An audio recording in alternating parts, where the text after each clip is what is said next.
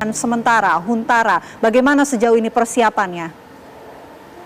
Ya, saya kebetulan sedang di Kabupaten Tamiang, tadi juga sudah sempat melihat tentang pembangunan Huntara yang sudah sangat dikebut itu oleh BUMN di bawah Danantara. Tadi saya lihat ada progresnya hampir mencapai 50%. Tapi ada masalah juga di bawah, di sebagian daerah juga banyak yang sudah menunggu-nunggu. Kemarin terakhir kan pulang mereka membangun puing-puing sendiri. Puing-puing bangunan yang ada bekas itu mereka bangun.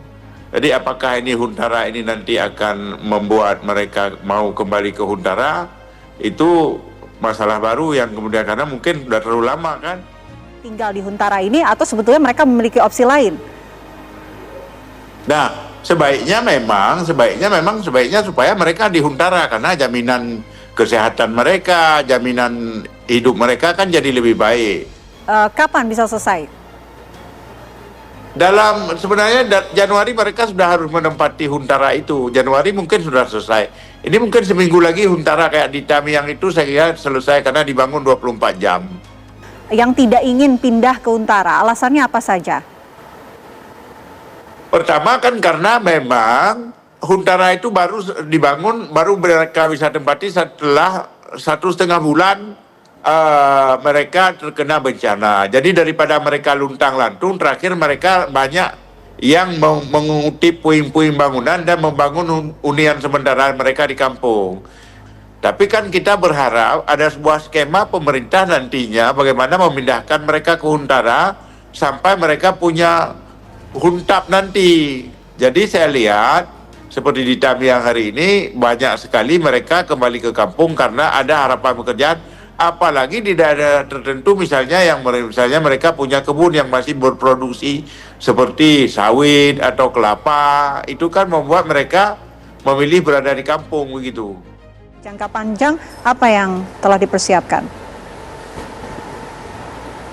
Kita juga menyiapkan data-data yang dibutuhkan yang seperti dikatakan oleh Pak Gubernur tadi, menyiapkan data tentang Huntara, untuk huntap dan segala macam yang menjadi kewenangan pemerintah daerah. Tapi kita sekarang sedang tentang bagaimana memikirkan keberlangsungan pendidikan anak-anak kita karena luasan kita yang terkena itu kan sangat luas di Aceh.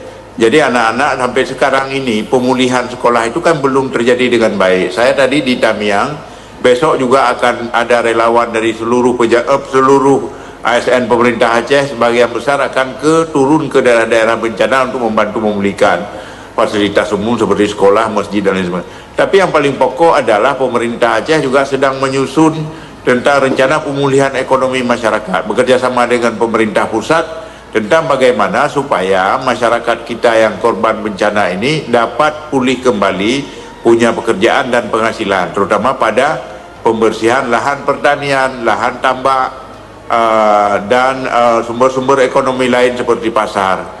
Menurut kami ini adalah jalan yang paling yang harus menjadi prioritas supaya tidak menimbulkan bencana baru akibat terpuruknya ekonomi masyarakat.